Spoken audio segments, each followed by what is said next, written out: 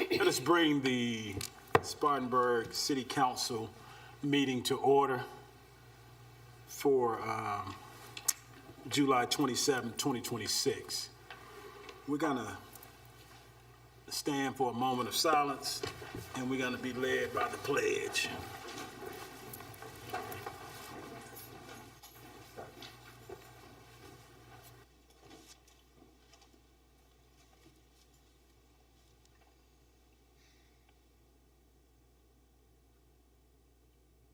Amen.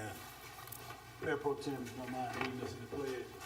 I pledge allegiance to the flag of the United States of America and to the republic for which it stands, one nation, under God, indivisible, with liberty and justice for all. Thank you for that.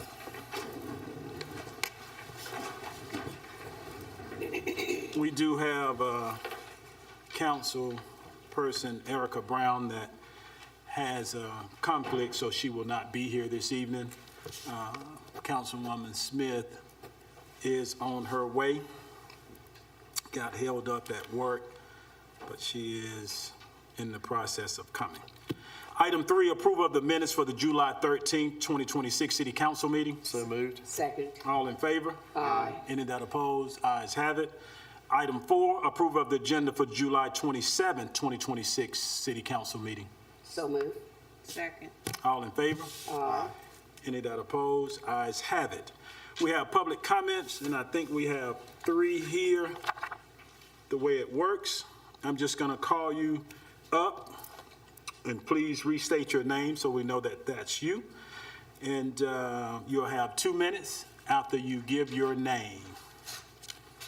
Dr. Clark, come on up to the podium, sir. Which podium, sir? Either one.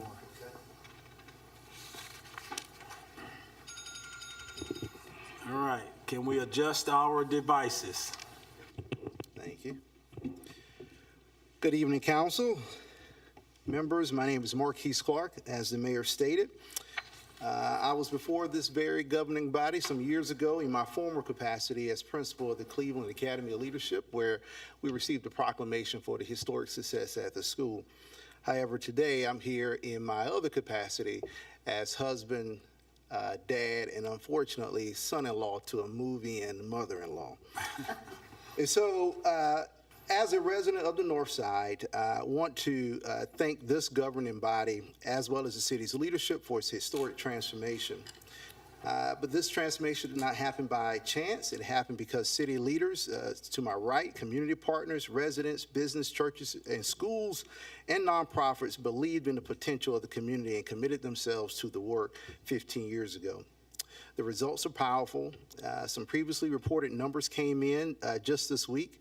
85% reduction in violent crime since 2012, an 80% reduction in teen pregnancies since 2007, and a 40% reduction in poverty since 2011. Those numbers represent far more than statistics. They represent safer streets, stronger families, greater opportunity, and renewed hope. They show what is possible when a community comes together around a shared vision. The North Side is no longer a simple story of change or challenges. It is a story of progress and resilience and a testimony to what is possible when we all come together. As we celebrate this success, it is also a moment to build upon that. We should view the progress of the past 15 years not as a reason to slow down, but in the words of Bill Barnett, as proof that our investments are working and that we should actually go full steam ahead. As I bring my minutes to a close, I simply want to say before this governing body and city leadership that the North Side has already shown what can happen when a city remains committed to a long-term vision, and thank you for your leadership. Thank you, sir. School just around the corner. Marshall Jill Cooley. Hello, how are you?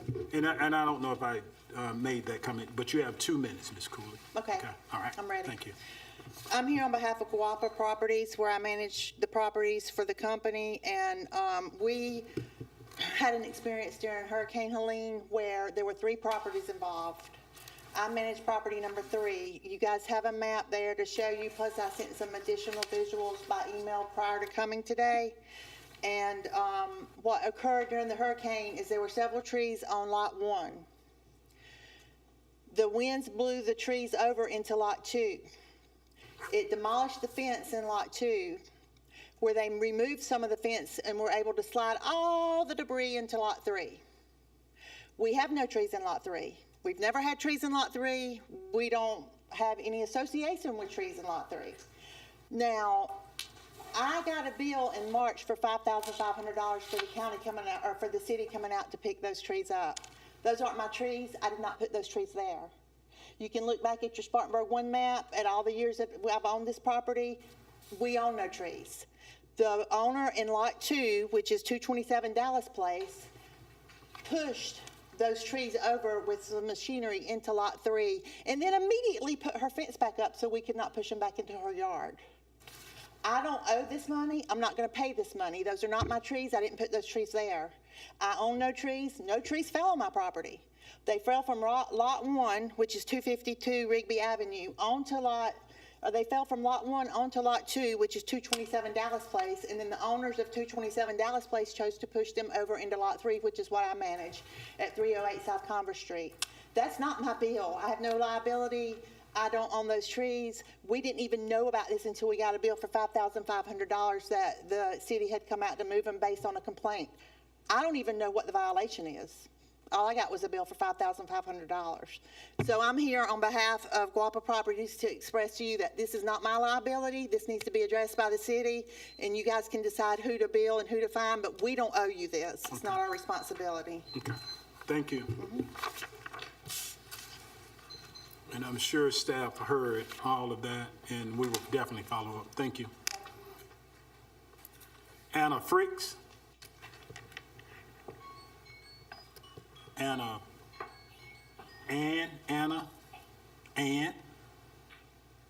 Fricks. Okay. She didn't make it downtown seating. Good. All right, thank you. That concludes the public comments. Now we're at item 6, consent agenda.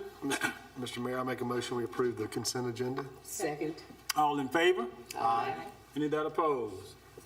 Ayes have it. Thank you. Item 7, summer youth engagement. Presenter will be Ms. Kim Brown, Parks and Rec and Special Event Director, along with Mr. Kevin Limehouse, Assistant City Manager. Mr. Mayor, members of council, thank y'all. Before we get started, we have a number of people in our audience that I'd like to recognize real quick. If y'all are a part of the summer program in any capacity, an intern or working with parks or anything like that, would y'all mind just standing up real quick for council to recognize y'all? Thank y'all very much. This is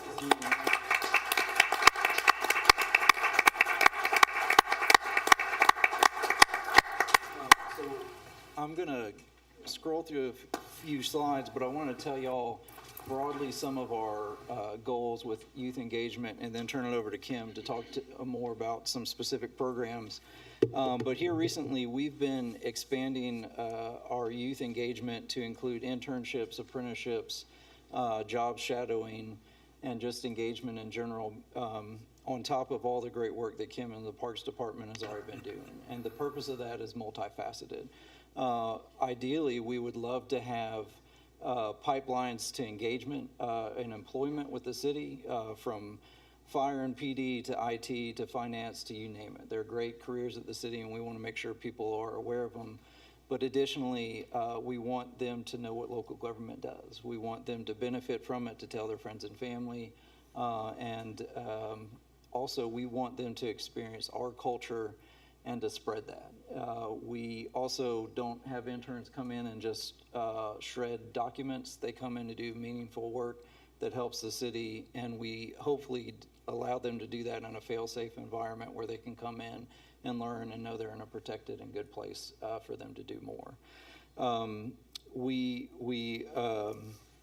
have some amazing programs over in parks I'd like to turn it over to. Before I do, real quick, just to show you some of the faces in the crowds and things they're doing. But I'm going to turn it over to Kim to talk to you about all the great things they've been doing for a number of years. Thank you, Kevin.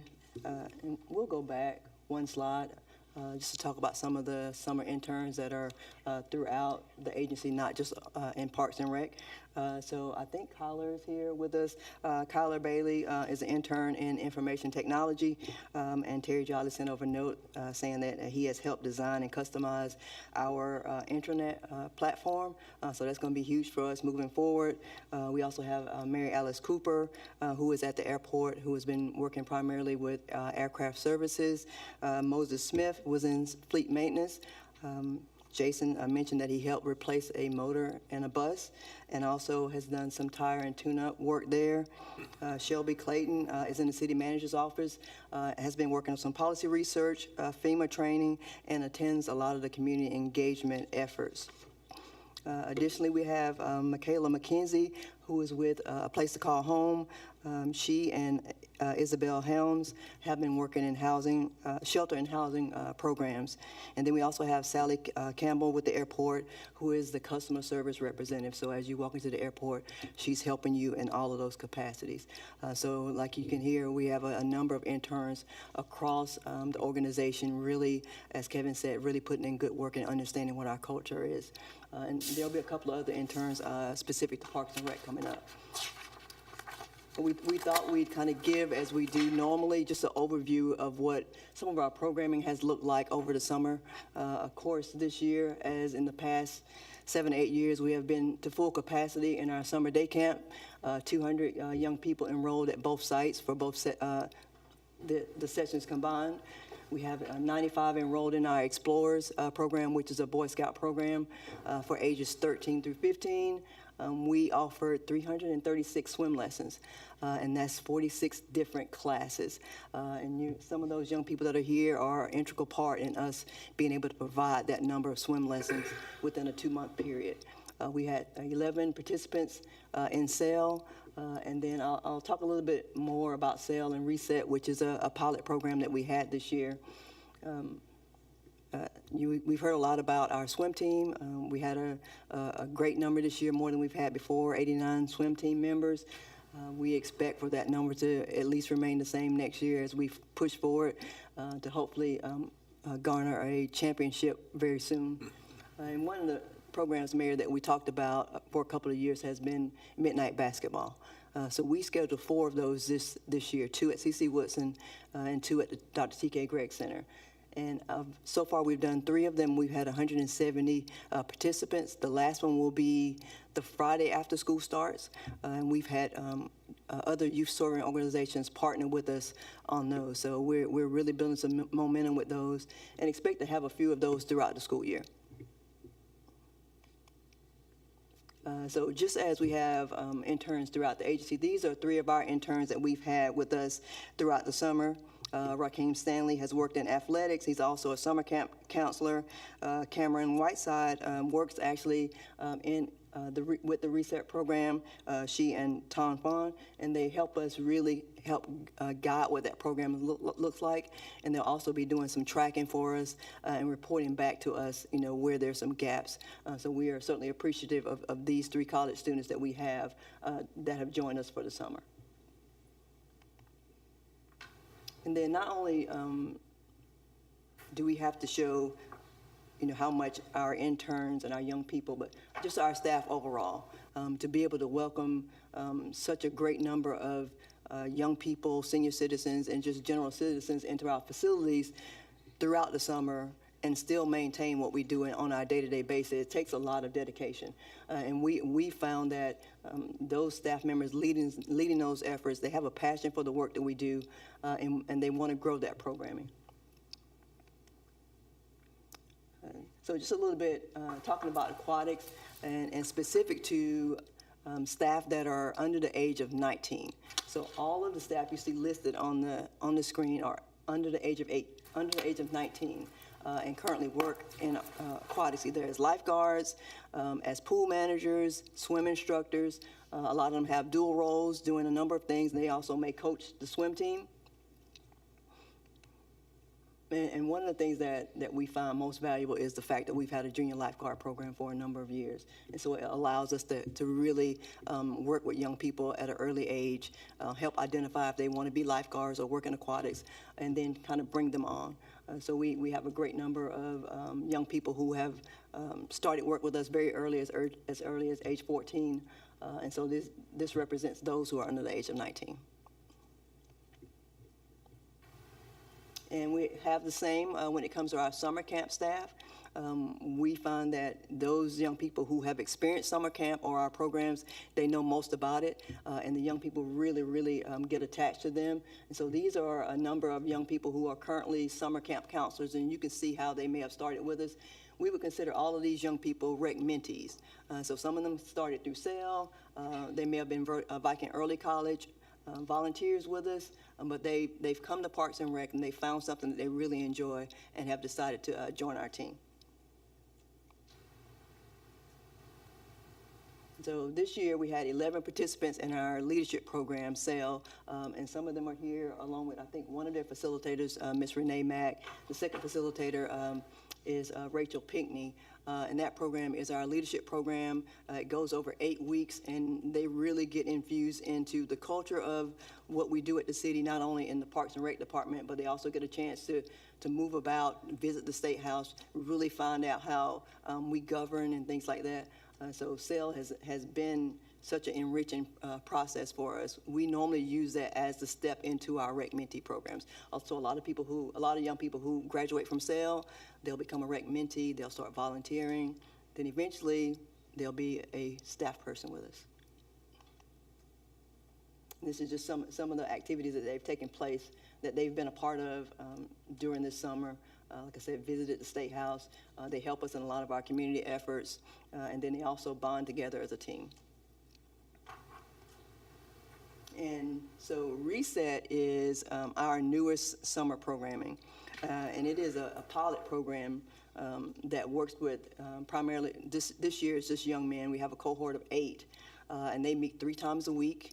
And that program is set to really help them with workforce readiness, violence intervention, and it puts them in a position to be able to really want to make a change. So all the young men that we have in the program this year, I'm so proud of them that they have really decided they want to start a path that's going to lead them to much greater things.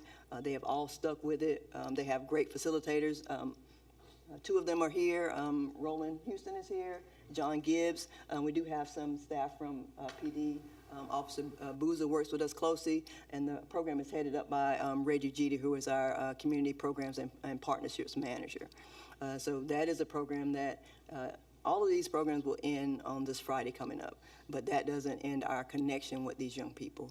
So we'll have a bridging ceremony, and we will track them throughout the school year, assign them a mentor, and of course always be there as they go out the school year to track their progress. Then our hopes are to receive some additional funding next year to expand the program to also include females in the next summer cohort. And these are just some more photographs of Reset throughout the summer. I believe that's the end of the slides. Are there? Thank you.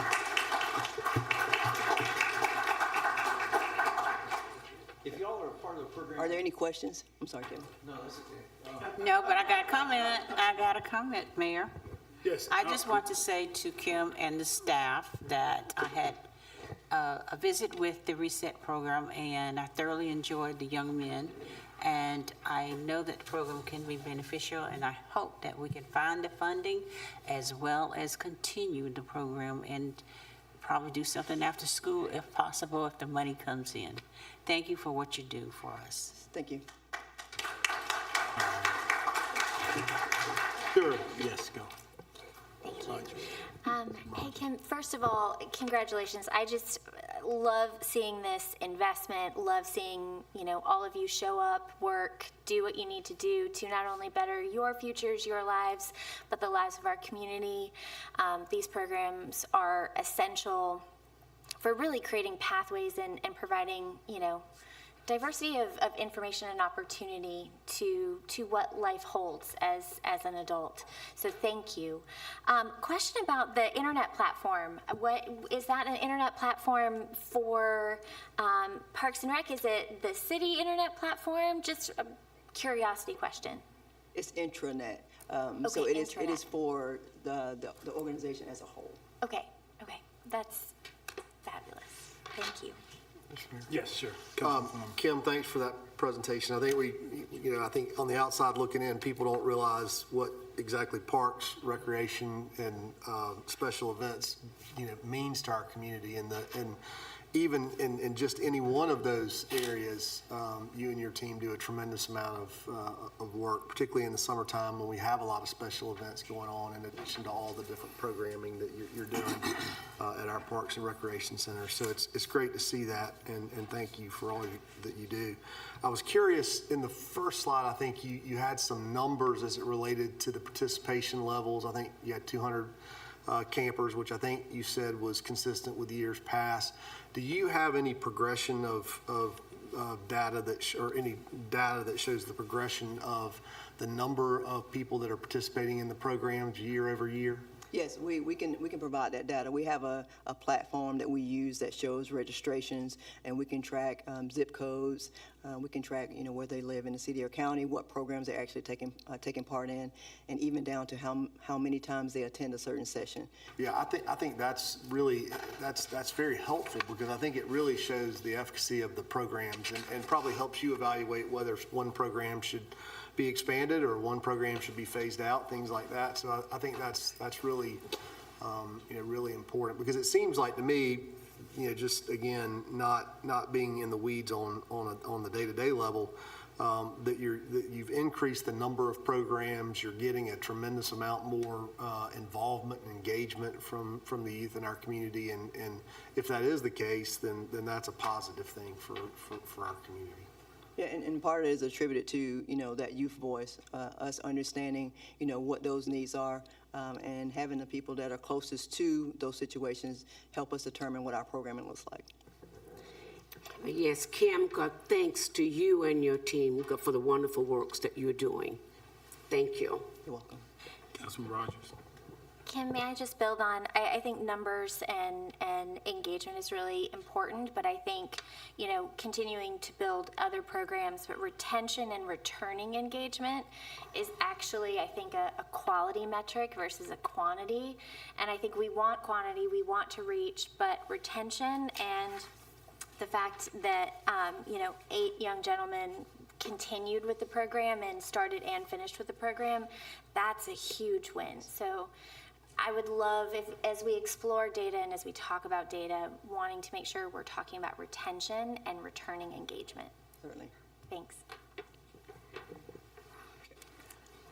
3 people are asking for y'all to come get your picture. So if you're a part of the program, how about y'all come up here and let's grab a picture for Miss Littlejohn's newsletter and everything. So please, y'all come on up. Come stand right in front of me, so I'm in the picture too. Kevin, I want my separate picture with the boys. Yes, ma'am. Keep coming, fill on in. Fill on in, yeah. Fill on in. Get the swimming instructor right there that don't teach. Tell them to come on to the other side.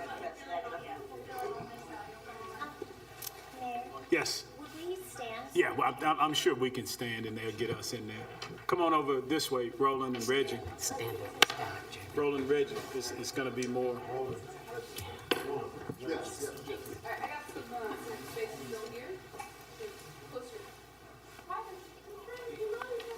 You're closer because otherwise you guys are gonna be out. Closer. Come on. There we go. Now you're picking up on this. All right. Oh, yeah, do the sorority squat. All right. Yeah, cool. All right, everybody, 1, 2, 3, say Parks and Rec. I didn't know what she said. All right, I did the best I could. To that piece, before you sit down, Ms. Brown, Miss Sally, get one thing that, what you got? Oh, Miss Sally.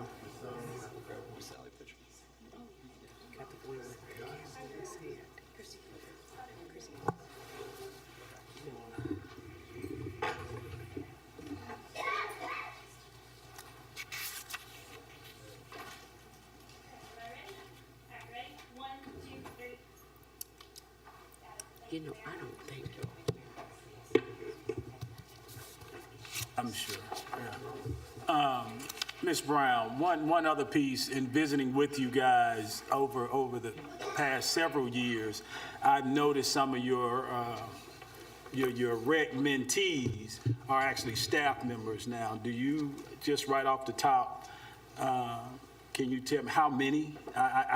Speaking to your camp counselors this summer, and I came in and I'm just amazed because so many were participants just a few years ago, and I remember when they were smaller.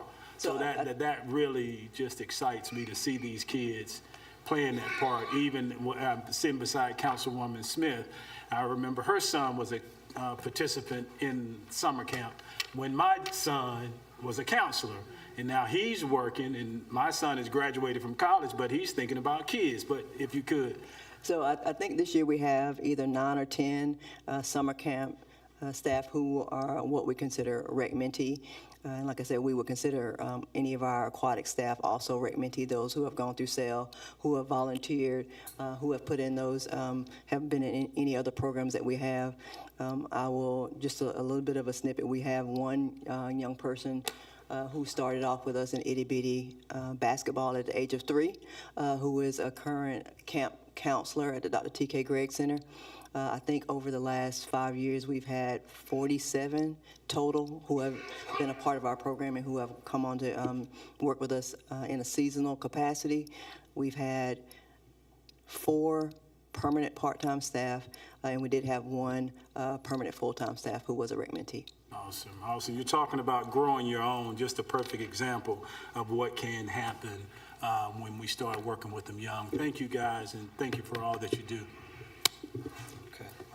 Mr. Limehouse, you back up already. Yeah, long time no see. Item 8, update on micro transit pilot program. Kevin Limehouse, Assistant City Manager. Information on. Mr. Mayor, members of council, thank you again.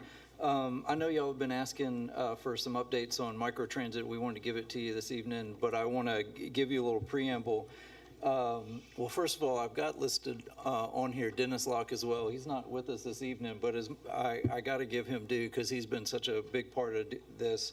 We've spent so much time going over data, looking at best practices, organizing with state agencies, federal agencies, and other partners, local partners like SPATS, to try and take our time to understand the data that we're getting and figure out the best way to use that for our citizens. We're still in the process of that. So tonight there's not going to be any recommendations and we're not going to talk about future plans.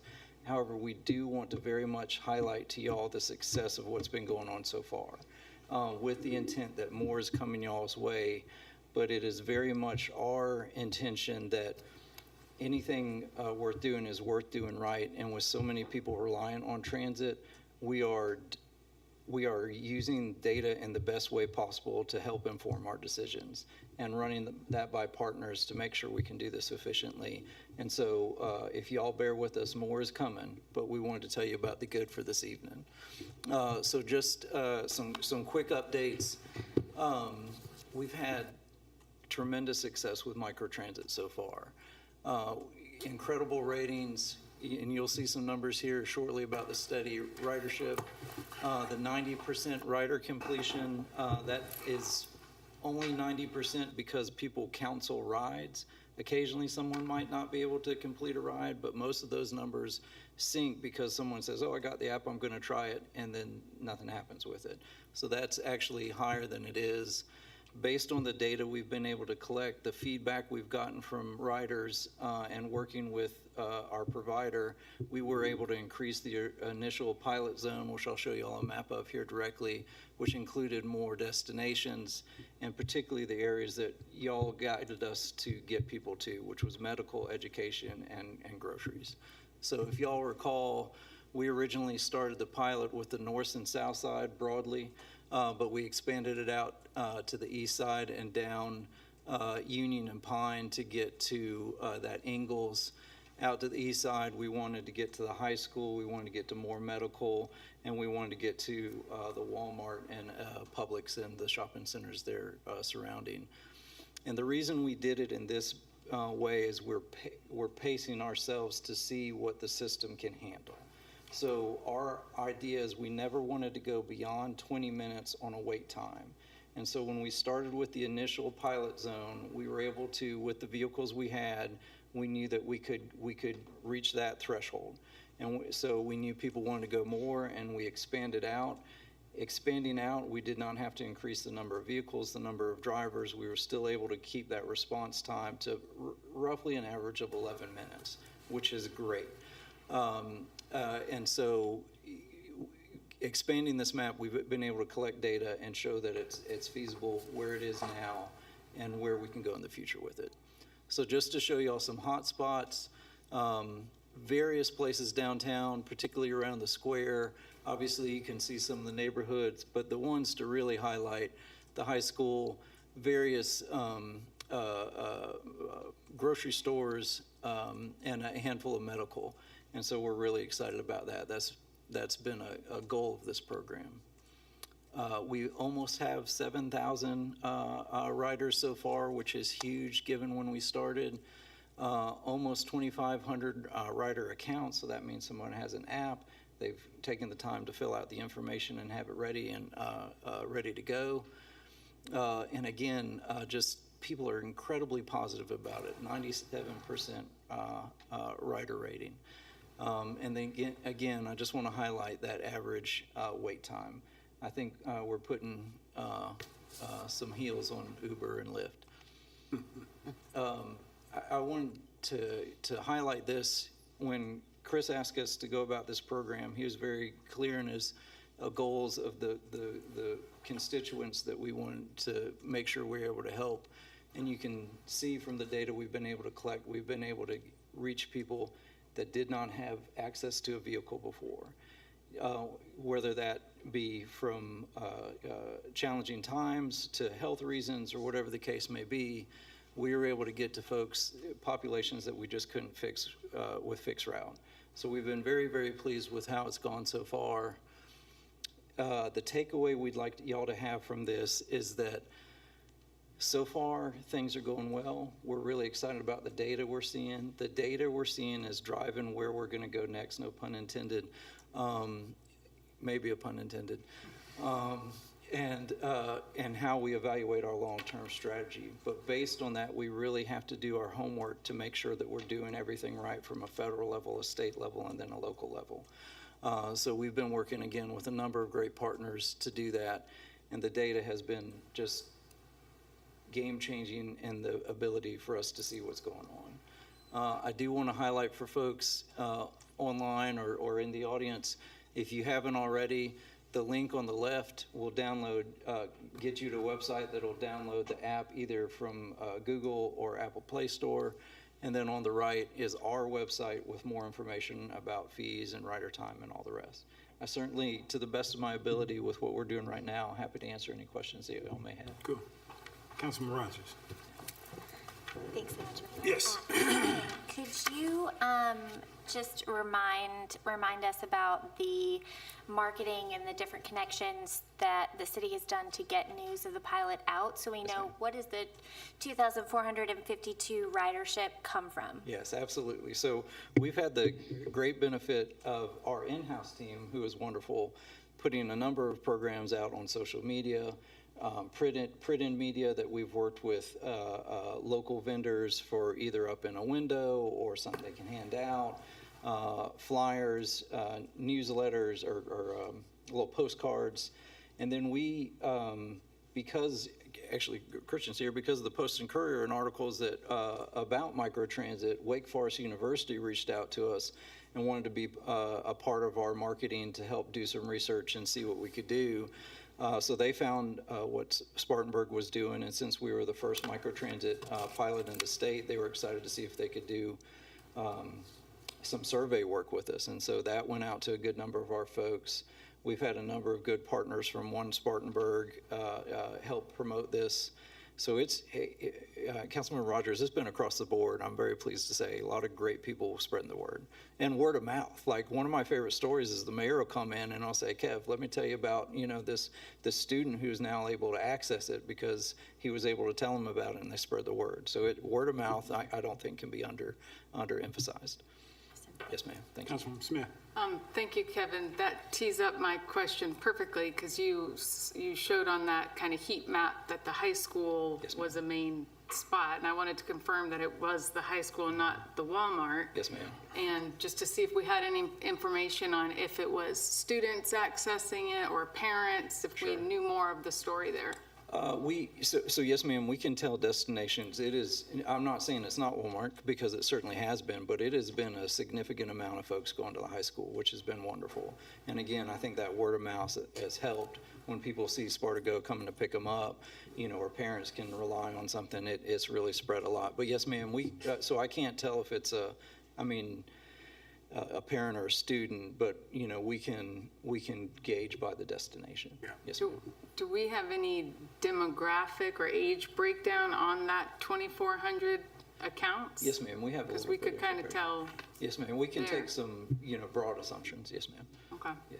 thanks. Part of it is not only students, it really is a good number of employees, maybe having car troubles or what have you, so they've actually on it kind of throughout.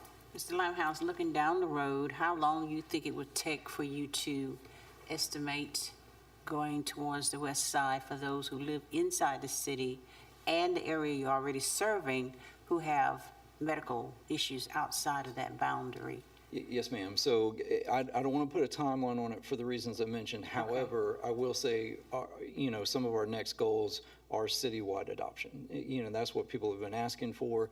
Just like we did with this expansion, we have to, assess what's possible. And will that accrue additional vehicles or time? Can we make sure that we're still providing the best level of service? So that's what we're doing right now. But that's the route. Okay. Yes, sir, Ms. Form. Mr. Mayor, thank you. Kevin, thank you for that presentation.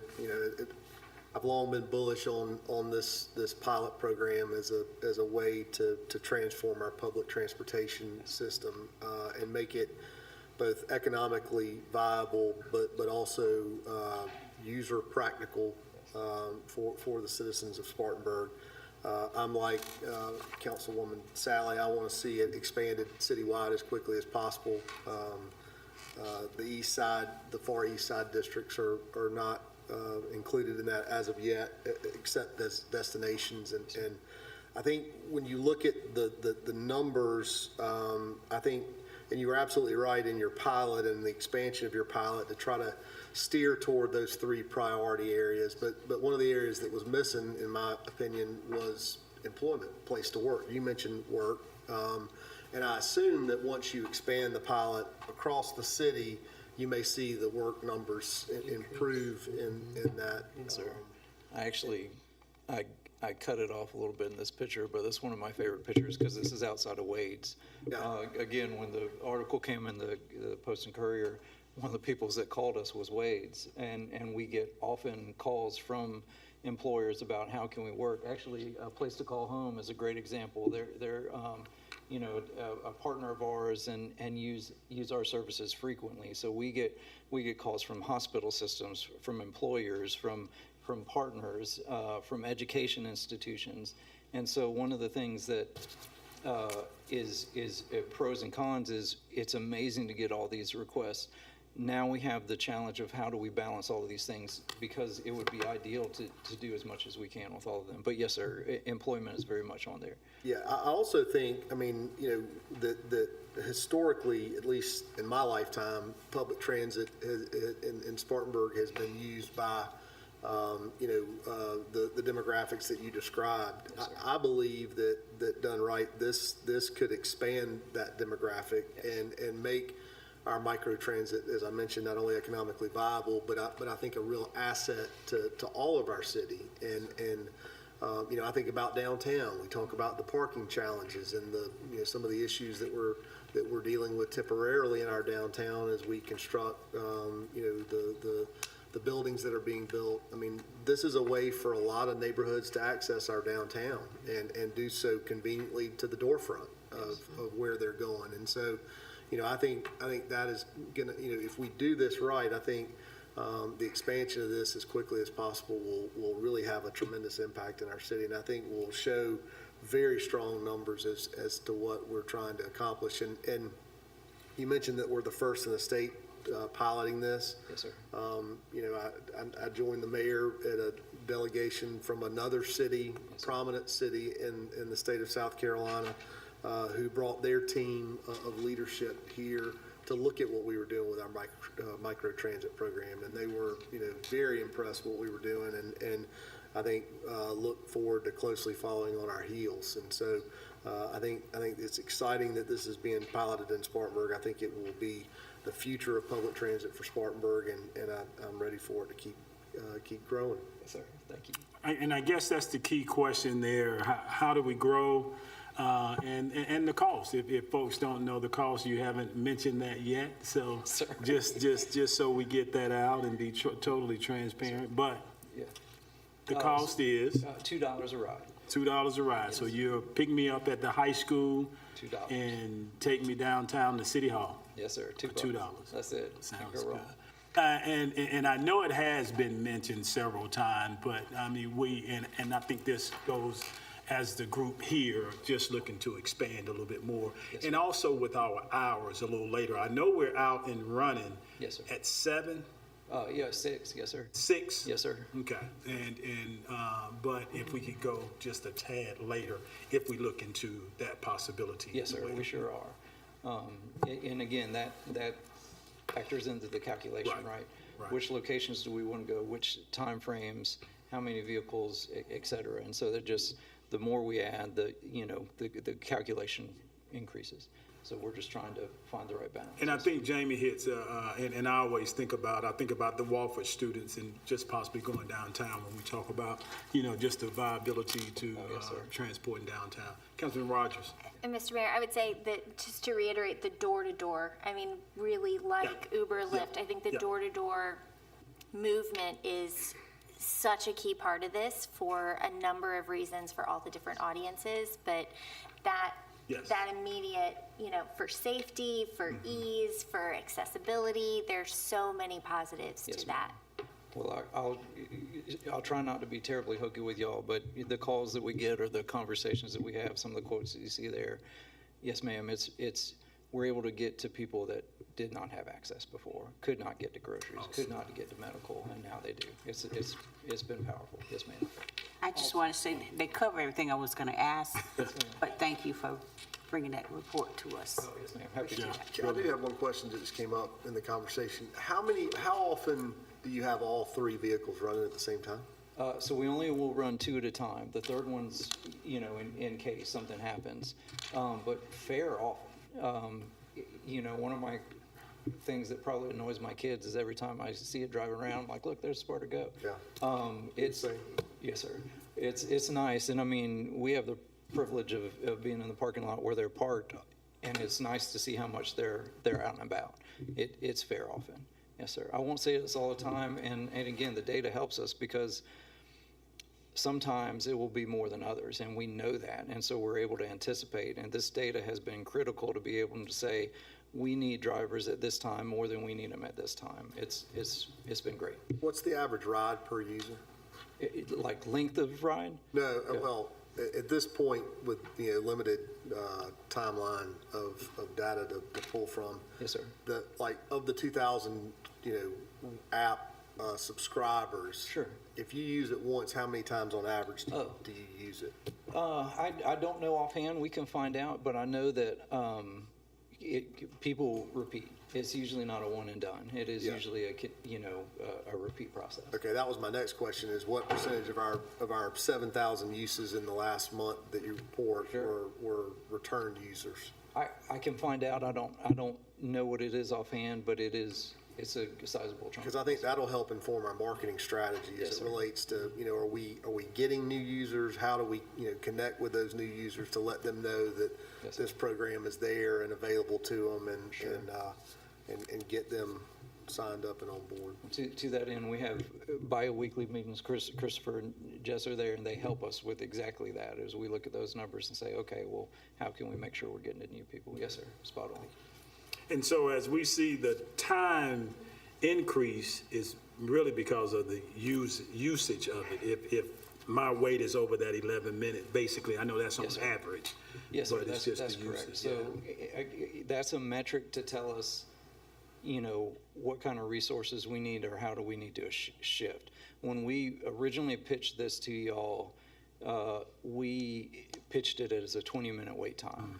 I'm ridiculously pleased we're at 11 Oh, minutes. definitely. Like, you know, and I can't promise it'll always be at 11 minutes depending on what we do, but, you know, so far so good. Awesome. Yes, sir. Mr. Limehouse, thank you for that information. Yes, sir, thank you. Item 9, we have boards and commission appointment, Housing Board of Adjustment and Appeals, Ms. Christy Lindsay, City Clerk. Good evening, Mr. Mayor and council. I'm here before you this evening with recommendations from staff for 2 people to be appointed to this board. They are recommending Tor Elstrom and Dawn Maddox. So I will look to you all for direction. Mr. Mayor, I'm particularly pleased that these 2 applicants are District 4 residents, and unfortunately, although they won't be able to use microtransit to get to their meetings, I would make the recommendation that we approve these 2 appointments. Second. We got 3 seconds on that. So all in favor? Any that oppose? Ayes have it. Thank you very much. Let them know, thank them for their service and willing to serve. Mr. Story, resolution to appoint the city attorney, Mr. Chris Story.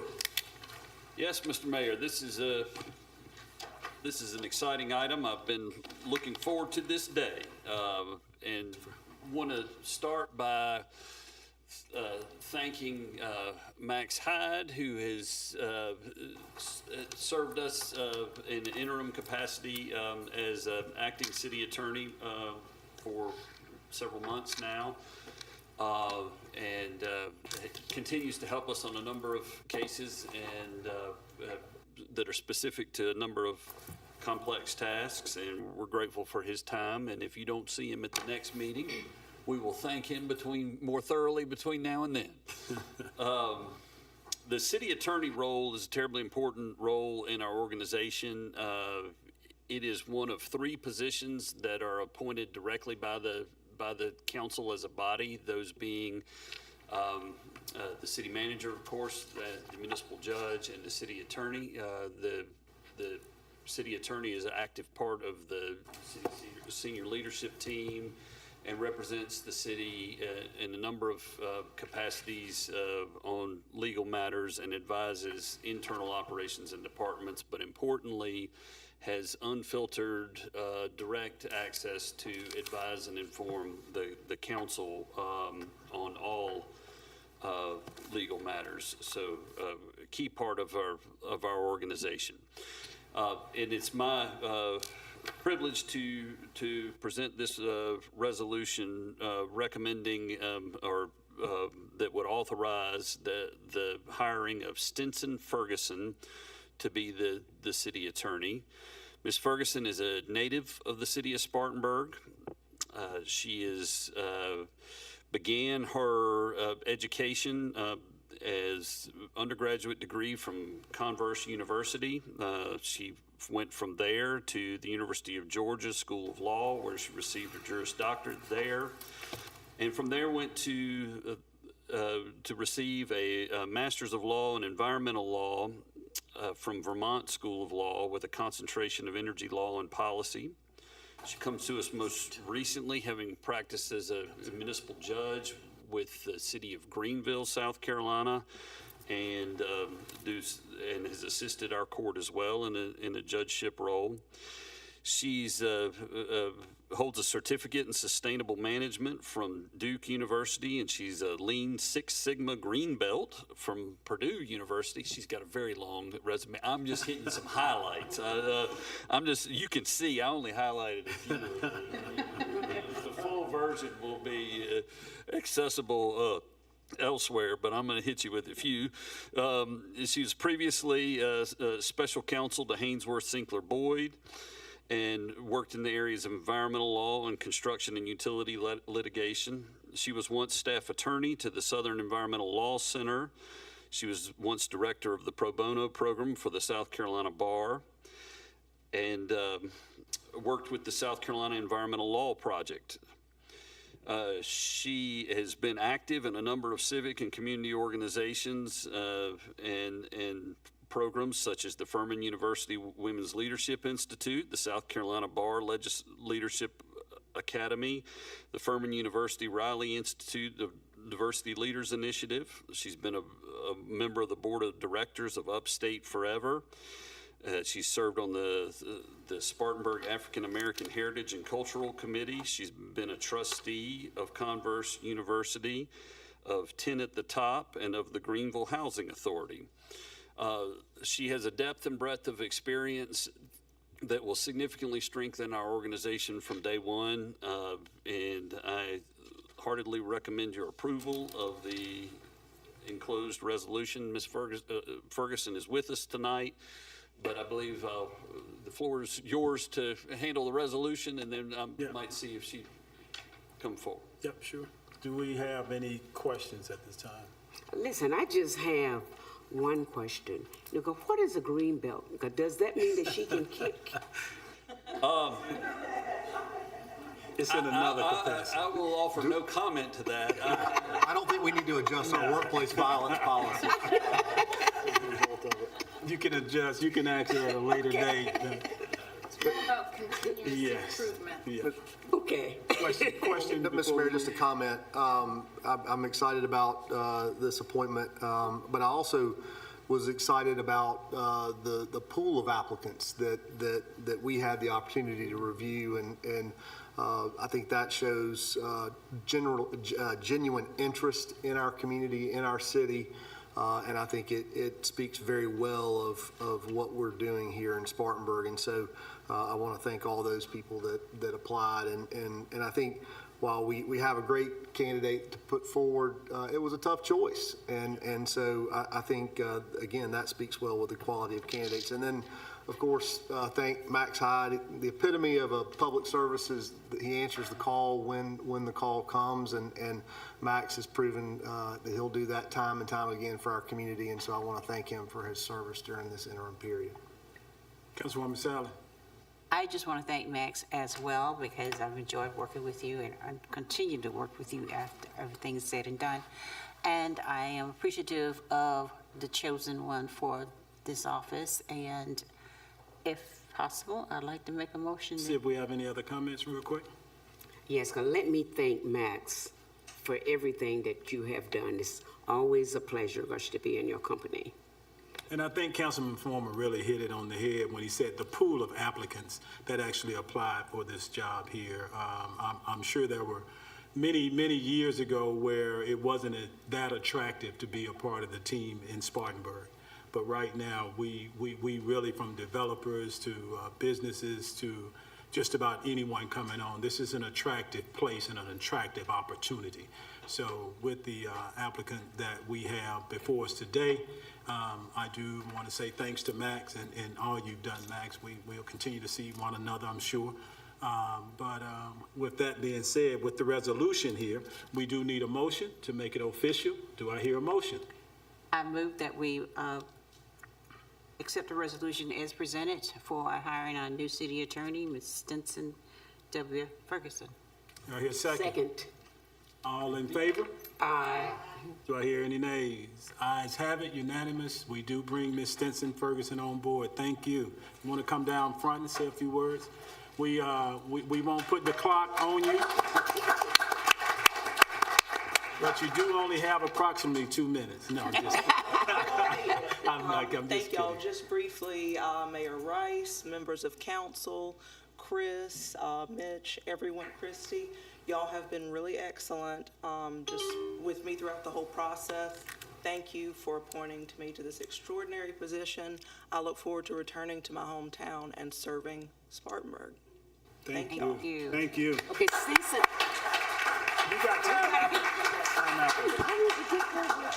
Listen, You get him with Chris in the house. okay, but don't leave. Don't We leave got to get a Stinson. picture of you. Okay.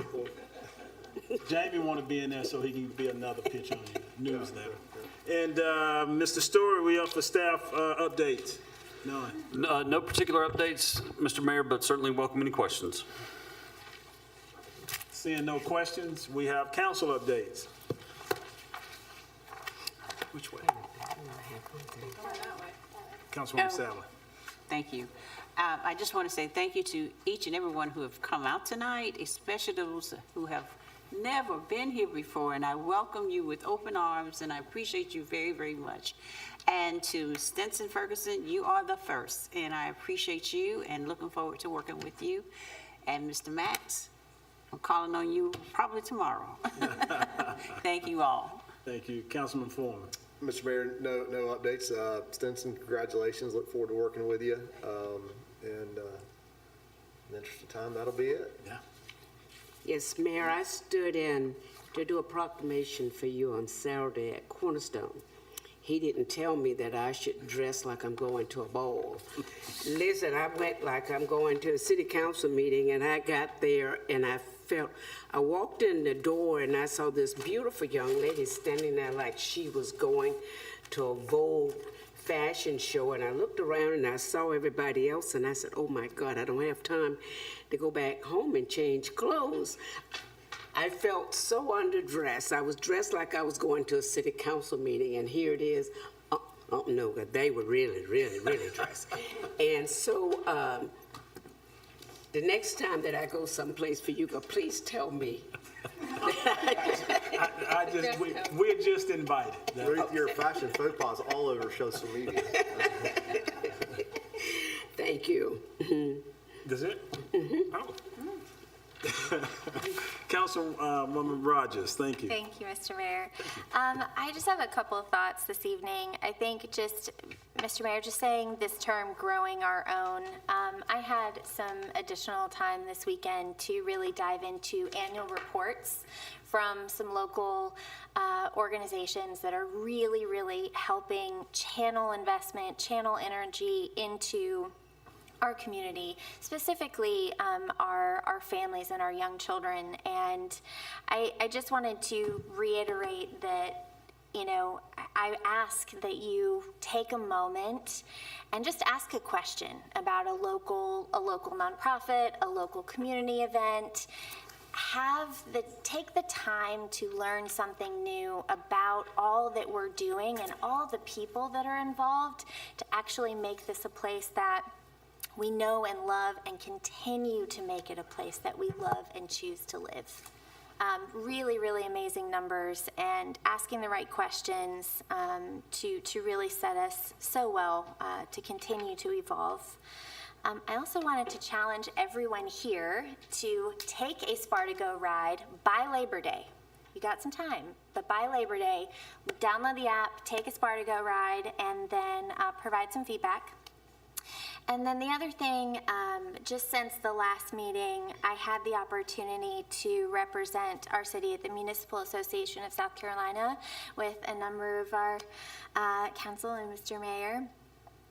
It was such a productive experience. I think it was really moving to be in a room of city leaders that were truly trying to figure things out and learn from each other.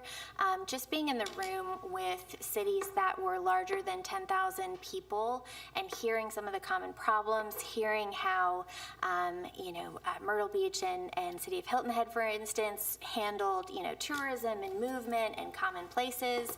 Just, not only did I see that we're doing amazing things here and we continue to ask the right questions and do the right work, but I also learned how other cities were approaching things, and it made me ask questions that I hadn't had before.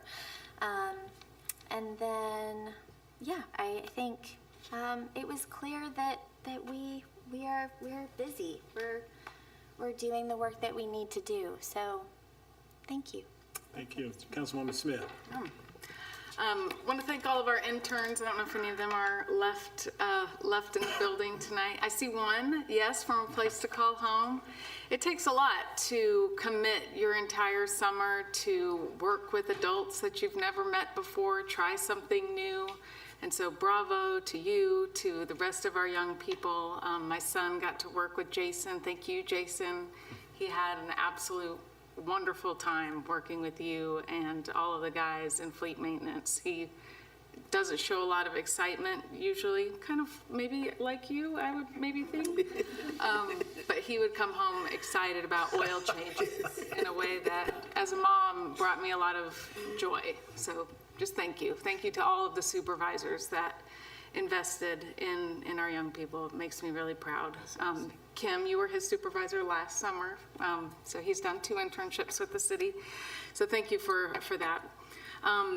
We have some of our wonderful people that are leaving the city. She's not here with us tonight, but Beth Rutherford, this is her last week with us. If you know her, she's worked with the A Place to Call Home team, but has worked with our population that faces housing challenges way before A Place to Call Home existed in name.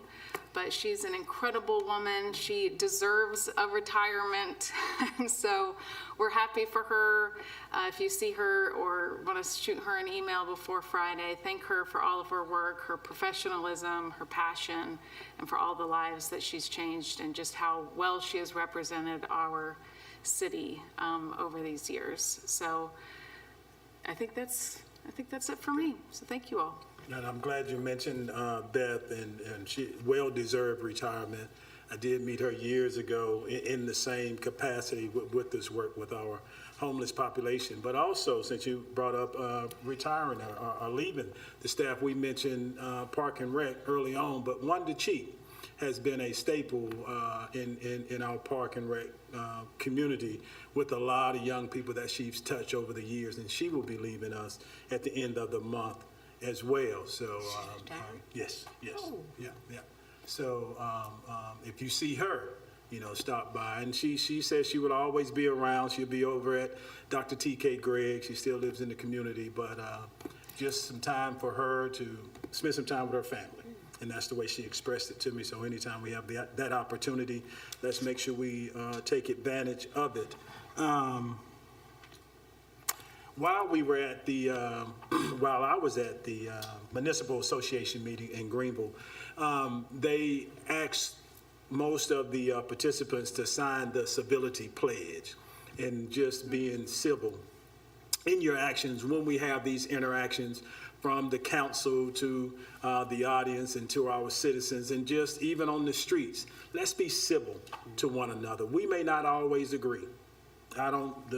There's 6 of us today, it's usually 7. We don't always agree, but you don't see us going back and forth with one another. We're gonna be civil. We're gonna be civil about it. Me and Jamie may put the gloves on back then in executive session, but when we come out here, we're gonna be civil about it. But really, I thought that was truly important that was put forth with the Municipal Association and all the participating cities and towns and municipalities, that we at least get that out and really play a major part in it. So again, thank you all for being here this evening. Thank you all for coming. And do I hear I'll make a motion to move into executive session. Second. all in favor? Aye. Any that oppose? Ayes have it. Thank you all. Wait a minute, I gotta get this. Miss